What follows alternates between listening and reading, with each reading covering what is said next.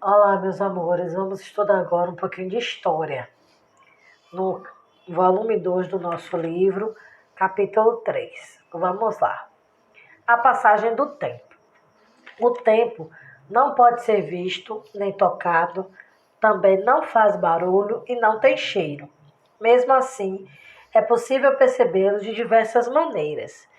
A gente percebe a passagem do tempo no crescimento de uma planta, nas horas marcadas no relógio, nas mudanças que acontecem no nosso corpo, nas mudanças de estação de ano. Na passagem de um dia em nossa vida, realizamos muitas atividades, cada uma em seu determinado tempo. O dia pode ser organizado em 3 períodos: manhã, tarde e noite. As pessoas organizam a rotina de diferentes formas e podem realizar diferentes atividades no mesmo período de tempo. Por exemplo, pela manhã, enquanto uma pessoa trabalha, outra estuda e uma terceira dorme. Vamos continuar. Formas de medir o tempo. Os instrumentos mais utilizados para medir a passagem do tempo são o relógio e o calendário, que eles são os instrumentos mais utilizados para medir a passagem do tempo. O relógio mede a passagem do tempo em horas, minutos e segundos. O calendário mede o tempo em dias, semanas, meses e anos. O tempo do relógio. O relógio é um instrumento que está presente no cotidiano. Ele nos ajuda a organizar as atividades durante as 24 horas do dia. Nós usamos o relógio para não chegar atrasado nos compromissos, para saber quantos minutos faltam para a hora do recreio, quantos minutos faltam para a gente ir para o parque, quantos minutos faltam para a gente ir para o shopping, entre outros locais. E também para lembrar a hora de um compromisso. Nosso programa preferido, o horário, por exemplo, da nossa live. Então, a gente usa o relógio para marcar essas horas.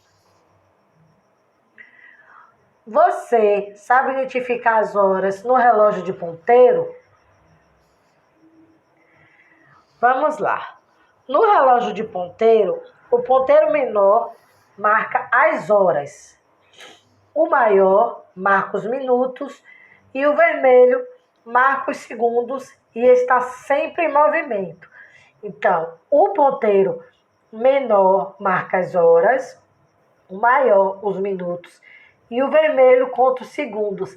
E esse ponteiro vermelho está sempre em movimento, ele não para.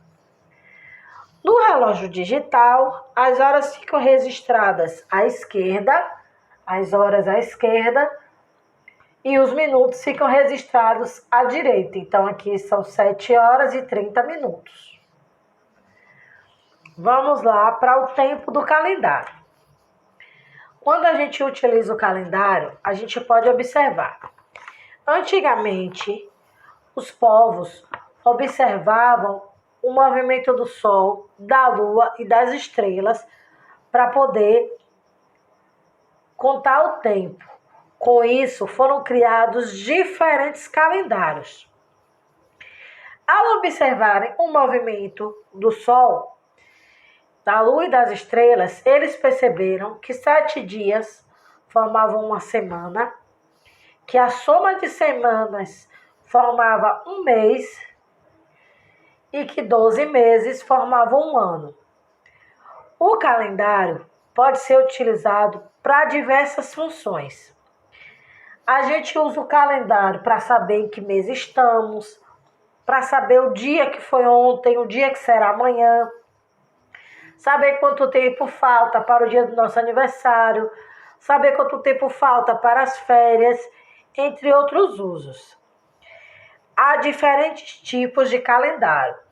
Nós utilizamos o calendário que organiza o tempo de um ano em 12 meses. Os meses estão divididos em 30 ou 31 dias, com exceção de fevereiro, que é o mês mais curto, que tem apenas 28 ou 29 dias. A gente já falou isso aí. Ontem, hoje e amanhã. O ontem é o tempo passado, é o tempo que já foi vivido, das coisas que já aconteceram. Hoje é o tempo presente, é o que está acontecendo agora, que está se fazendo no momento. E o amanhã é o tempo futuro, o que vai acontecer depois de um tempo novo. É o que vai acontecer depois, é um tempo novo, que ninguém viveu ainda. Então, quando a gente faz a contagem dos dias, a gente tem que ter em mente essas questões. Então, a gente tem que ter em mente. A passagem do tempo pode ser percebida de diferentes maneiras. Um dia é formado pela manhã, tarde e noite. O relógio marca horas, minutos e segundos. Antigamente, eram utilizados relógios de sol, de água ou de areia para marcar o tempo. E o calendário marca os dias, as semanas, os meses e os anos. Então, essas informações estão lá no livro de vocês também. Quando a gente fala da semana, a gente fala dos dias da semana também. A gente trabalha muito em sala de aula e que a gente precisa utilizar. Domingo, segunda, terça, quarta, quinta, sexta, sábado. Começa a contar a semana do domingo. O domingo, que é o primeiro dia da semana. Tá bom? Beijo, meus amores.